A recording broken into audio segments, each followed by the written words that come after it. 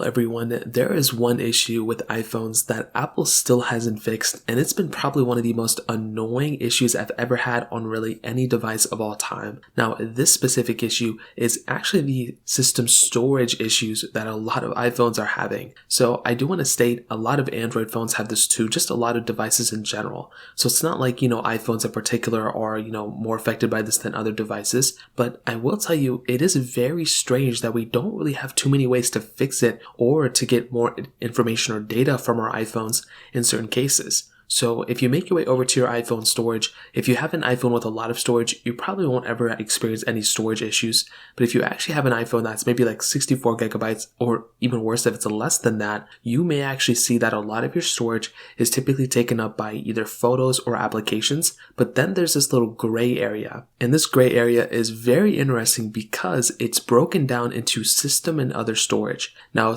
with these new recent updates, they've been kind of moving it around a little bit, but it looks like a lot of our storage is still taken up by just the system data and just by system and other storage, which is very weird. If you scroll all the way down to the bottom of your iPhone storage panel, you can see two little panels that says iOS and system data. It used to say other and system data. And there are times, like right now for mine, I have 9.17 gigabytes for iOS and then 2.13 gigabytes for system data. There are times where our system data is just crazy high, and you can have like a 64 gigabyte phone, but that phone may have 32 gigabytes taken up by system and other data before you even start installing applications or you really start using that phone. And that is something that I will never understand. I don't know what's going on with Apple, doing that. But the problem with this, and as we've seen before, there are cases where iOS updates can also affect our system storage as well. I think it was like the first official release of iOS 15. Apple actually ended up, I don't know how this happened, but there was an issue where system storage on your device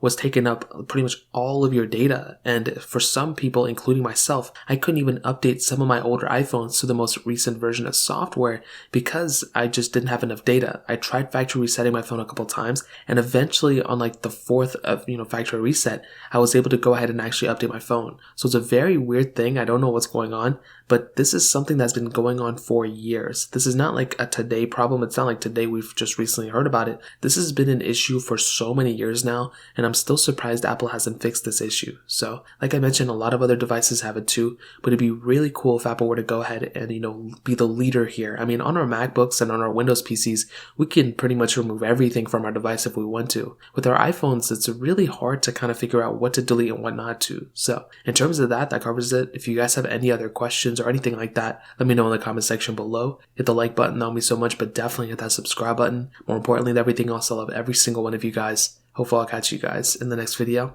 Peace out till then.